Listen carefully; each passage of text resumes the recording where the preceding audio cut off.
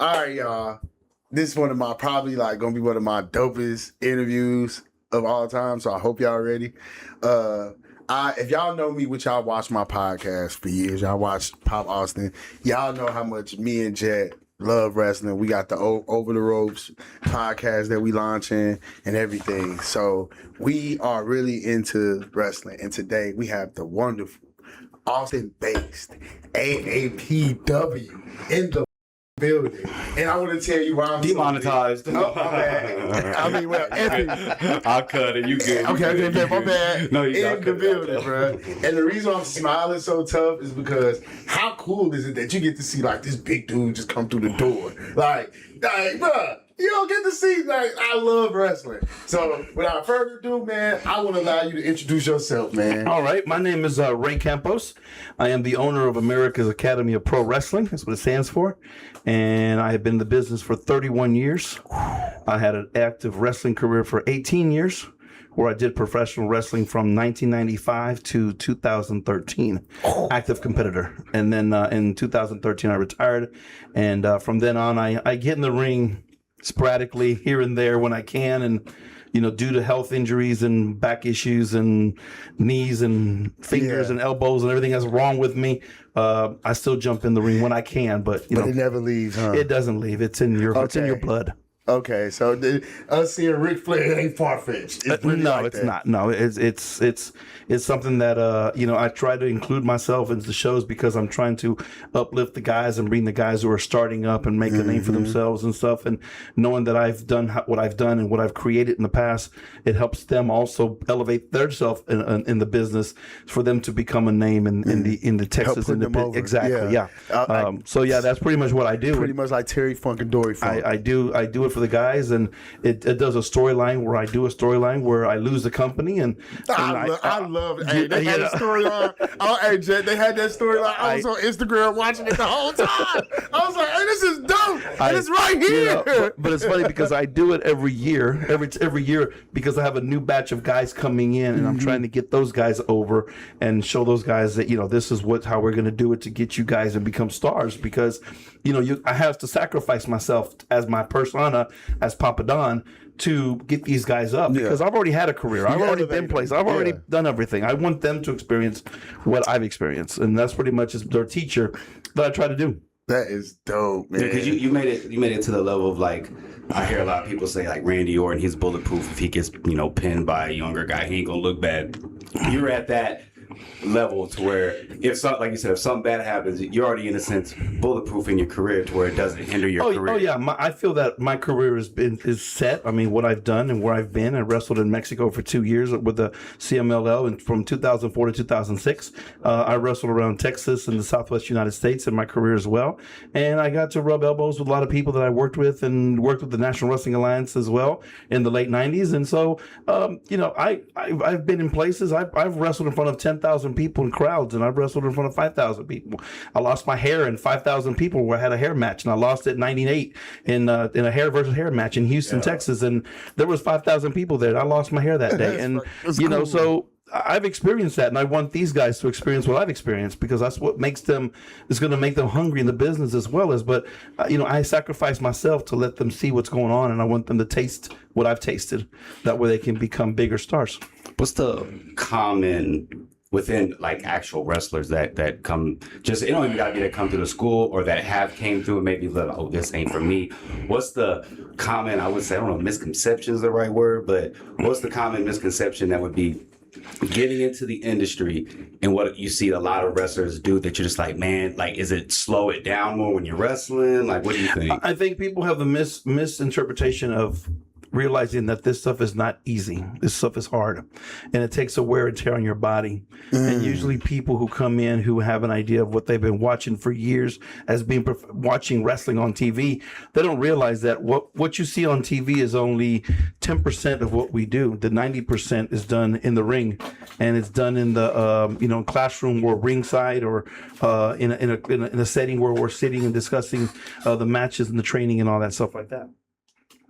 Yeah, because I see a lot of people like, what do you think about the YouTube podcast game when it comes to wrestling? Now you got 6 Feet Deep, you got the Chris Van Vliets, you got the you know, I watch a guy named JD from New York 206. That's my guy. He's hilarious. But what do you think about even just the wrestlers? Maven Huffman, he's really made a name now, you know, being on there. And people, I guess, were trying to say that he was exposed in the business in a sense. Well, but you know, it was already exposed already. Vince McMahon already exposed it as it is. So the thing is that now people want to get to know more detail and want to know what stories are going on and want to know the inside scoop. But ultimately, there's nothing like being on the opposite side of the curtain.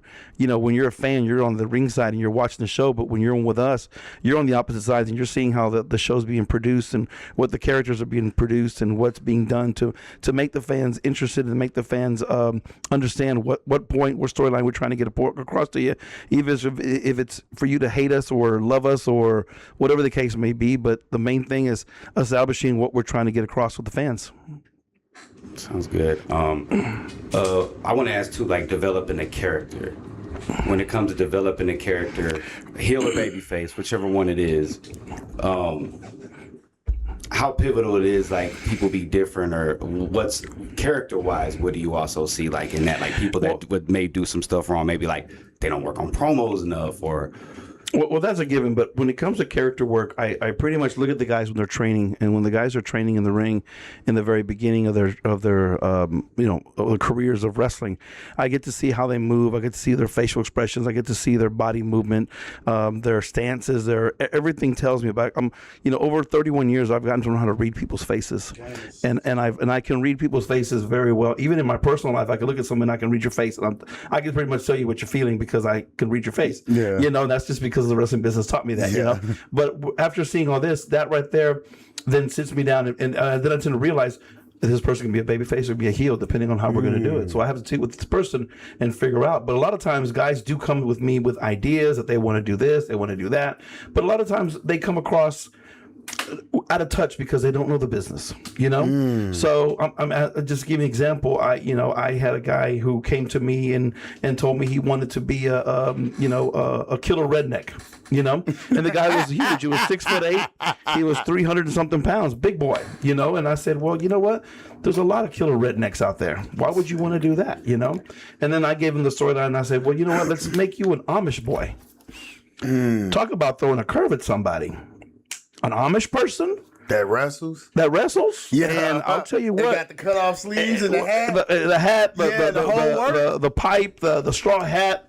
And then we even went a step further and said, let's make you from Intercourse, Pennsylvania, because there's an Intercourse, Pennsylvania, which is also Amish country. Yes, on that show Banshee I used to watch. So he ran with the idea after a while, because in the very beginning, everyone was giving him slack. Oh, that's stupid. Don't do that. Pop don't know what he's talking about. Everyone does that to me. Even to this day, my graduates, my students, they'll criticize my ideas, but they don't realize that I'm in the business to make you money. Okay. I'm not here for your ego, and I'm not here. You want to make money. I want you to make money, because that's what you need to do, is make money in this business. What the hell did you get into in the first place? So one of the things that when he first took his character on the road as this Amish character, his first night he banked $500 in one night. $500 just because people were buying his shirts, they were buying his pictures, and they wanted a picture with him as with the Amish guy, because he had shirts that says "I love intercourse" in a small blur Pennsylvania on the very bottom of it. So everyone was buying an "I love intercourse" t-shirt. Would you not buy an "I love intercourse" t-shirt? Again, Pennsylvania, and knowing I'm supporting Amish boy. Yes, but the double meaning behind it, I love intercourse. Yeah, who doesn't love intercourse? Exactly. Who wouldn't love that? That's perfect. Exactly. So who wouldn't love the play on words that I come up with these guys and come up with different characters? It's a matter of what we can get across for them. Now, many times guys will come to me and say, I have an idea that I want to do this. But when they do this to me, I have to make sure and make it very clear that you're not giving me who you are. I don't want you. The fans don't want you. They want a character. Larger than life. Exactly. We don't want you. So if you're going to come and tell me this character is me, then if it was already you'd be doing something with the character. Exactly, but you're not doing it. So let's get something and let's make you that character and make you larger than life. And when you make you larger than life, then people want a piece of it. They're either going to love you, they're going to hate you. Either way, they're going to love buying your And shit. it's a draw. Exactly. Because like all the greats are usually themselves turned up. It pretty much. That's exactly right. That's exactly right. Stone Cold is Steve Williams. You know, he's just I had a feud with Eddie Guerrero, and I wrestled Eddie Guerrero before he passed away back in 2002, and I had a match with him in Corpus Christi, Texas, and I had dinner with him that night after the show. We wrestled and we got out, we left, and you know, he was such a person that was a mild-mannered person behind the scenes because we were sitting down eating and we went to go eat at the Kettle. I don't know if you remember a restaurant called the Kettle back in the day. Okay. And so we went to the Kettle and he ordered his breakfast and I had mine and we're sitting there talking because we were on our way back to Houston and we were driving, we're on our way. And he's sitting there, he's looking, he's eating his food and he orders ketchup and he's put the ketchup on everything. And I said, Eddie, you really love ketchup, don't you? He goes, no shit. And this is what he said to me. Ready? Well, you know, I love ketchup. It's really good. I love it. I love ketchup on everything. That calm, that everything.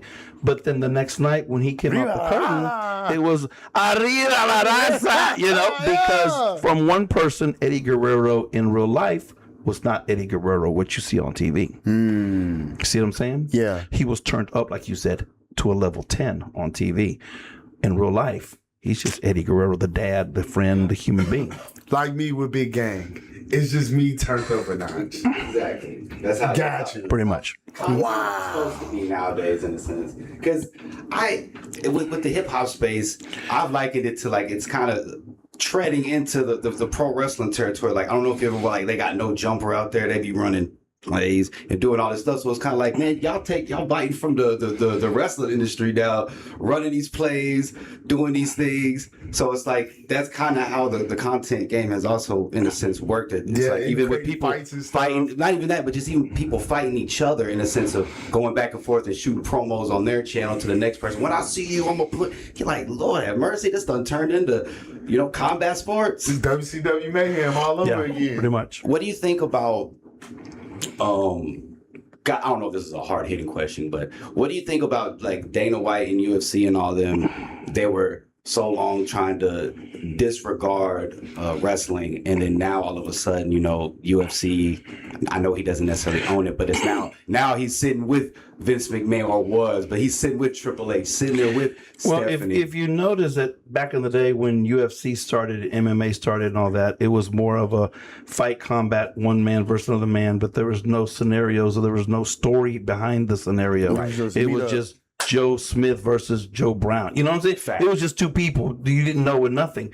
And it wasn't until that Dana Brown started realizing and started saying, wait a minute, if we put more showbiz or more interest into the story behind it, like professional wrestling, we can sell more tickets. And that's exactly what they did. They capitalized on the side of professional wrestling and Ultimate Fight, or UFC, where they started making and saying, now we're going to make, they're going to talk shit to each other. They're going to get on an interview. They're going to talk to and push each other and shove each other, which we do in professional wrestling anyway, you know? Yep. So now the fans now are getting pulled into UFC and saying, oh shit, I want to see this fight. I want to see this guy kill this other guy in the ring, you know, knowing that they're building the build up and the story behind it, and the scenario or whatever the case may be. Like I love y'all build, not to interrupt, y'all build up to AAPW is like amazing. Like it's almost like we can watch the reels and like from week to week and day to day. Even if I can't see it on TV, I can tune in on Instagram and I can just watch. And that was something that my trainer taught me. My trainer who taught me, I bought AAPW from my trainer back in late 2017. He passed away in 24 from kidney disease. And he was a trainer. He was in wrestling business for almost 50 years. And he was my mentor. He was my dad. He was pretty much everything to me, who picked me up and made me who I am today because of him. And he taught me the business. And one of the things he taught me, and that many people, you're not going to find many people who know how to do this. I learned how to create stars. I know how to make them. Tastemaker. I know how to make them. Exactly. You give me a ball of clay and I can create you one really quick. And just teach them how to wrestle. By the way, I'll teach them how to wrestle too. Because we can create the character, we can create what we're doing. And then when they come to me and then we're going to shows, I start putting the scenarios or the storylines, putting their, showing their gifts or their strengths to the crowd, and they become to shine after that. And that's one of the things. I see the big picture overall. They might not see in the beginning, but I see it. So when you sit back and you like watch the matches, and you can look at you can gauge the crowd reactions and be like, I knew I was going to get that from them. Well, yeah, but here it is. I'm giving them the stage for them to do it. Okay. You know, I'm giving them the format and saying, you need to go out there and say this, say that. You know, even when it's, you know, converting someone from a babyface to a heel on the same night. How do you get the crowd to switch automatically? And my guys here will tell you that I've done it before many times with them. For real? I've created them and I've switched them over that same night. The same night. You know how hard that is to do a turn like hard. that? Well, that's what I was taught, and that's the like element of surprise and a little bit of like witchcraft and wizardry. Yeah, I mean, there's a gentleman sitting here in where you're going to be talking to here, Lawrence Botella, who was a babyface for years with us. The crowd loved him everywhere he came out, and he kept telling me, "Pops, they're not going to love me. I mean, it's going to be hard for me to turn me heel. They're always cheering me." We did that for years. I think we did 5 years, 6 years, 5 years, 5 years with you being a face. And I said, "Well, you know what? Let's do this tonight and let's switch it." And sure enough, they hated his guts. Same night they went to booing him. It was hard. It was hard. Was it hard, or was it like that's what I wanted? It wasn't that hard at all. It wasn't even no. So when you got the booze, were you like, Finally. oh word? Because I mean, for me, like I would be like, I gotta turn heel. Oh damn. Well, I've done it. I would feel bad. I would love to be like heel. The kids would be like, oh my But god. not my just guy. that. I did it love to to Zeke be- Rose. I've done it to Zeke Rose on multiple occasions. I've done For it. real? And bro, you got like the cookie cutter, like so I know kids was like, oh my god, and it was just like, And then right now, I think for the January of next year, I'm planning on turning Hugo Fenway, who's been a heel, dastardly heel the whole time, and I'm about to turn him probably a face down the line as well. hey. He has some of the best promos, bro, on the line. Hey, he be cutting up. Yeah, I you know, watch him. exactly. Like, I'm legit a fan of all y'all, by the way. So, Thank just you. to let y'all know, so y'all, if y'all can't tell, I'm really elated in this interview. Well, so thank you for having You can us. tell Thank you me for having just, us. Yeah. What speak about the event coming up, and then we can get. Well, tomorrow we have our AAPW Friday Night Rising at 8:00 bell time. Doors open at 7:00. Tickets, you can buy tickets on the app, or excuse me, on social media. The link is there as well. You can buy your tickets on there and get a $5 discount when you buy them online early, or you can buy them at the door as well. And we take all forms of cash and everything else that we take there. And we got 8 big matches on the card tomorrow night as well. So come on out, invite everybody to come on out, pay us a visit. If you've never seen professional wrestling up close, I think we're better than WWE. That's just my biased opinion. I mean, yeah. I mean, the storylines are definitely better. You know what? I be on Triple H's ass. Yeah, I'm like, how is it bro. these other wrestlers? I watch JCW. I'm not gonna lie. I watch Gigolo Wrestling just because I like Vince Russo, and I'm like, even though it's quirky and crazy and stupid, I'm like, this is even better than WWE right now. No, it's not. You gotta give Trips time, bro. You gotta give him time. You gotta look at it like this. He just got the company in 2024 for real. This imprints was all over WrestleMania 40. Yeah, You gotta that was remember good. that. That's the last one he quarterbacked. That was good.